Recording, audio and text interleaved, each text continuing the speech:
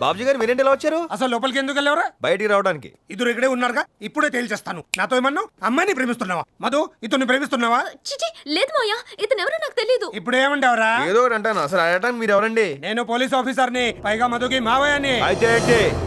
ఎందుకు అబద్ధాలు చెప్పి అమ్మాయి వెంట పడుతున్నావు? నేను అబద్ధాలు చెప్పాను. ఒకసారి వెనక్కి వెళ్ళండి. నేనేం చెప్పాను? ఆ అమ్మాయిని లవ్ చేస్తున్నానన్నా? ఇప్పటికీ అదే చెప్తున్నాను. నేను అమ్మాయిని ప్రేమిస్తాను. ఆ అమ్మాయిని ప్రేమిస్తాను చెప్పలేదుగా? తిక్కగా వాగితే చంపేస్తాను. చంపు చంపు. చంపడానికైనా చావడానికైనా దిల్ ఉండాలి బాబుజీ. మధు కోసం నేను చేస్తాను. మధు కోసం నన్ను చంపగలవా? మధు కోసం నేను చంపుతాను. మధు కోసం నువ్వు చేస్తావా? ఇంకెప్పుడు గన్ తీయకు. ఈసారి తీసేది నువ్వైతే కాల్చేది నేను. అప్పడం అయిపోద్ది. మధు గారు, విషయం నాకు అర్థమైంది. ఇతనికి భయపడి మీ నిజాన్ని దాస్తున్నారు. కానీ నిజం ఎక్కువ రోజులు దాగదు. వస్తా, మళ్ళీ వస్తా, మళ్ళీ వస్తా.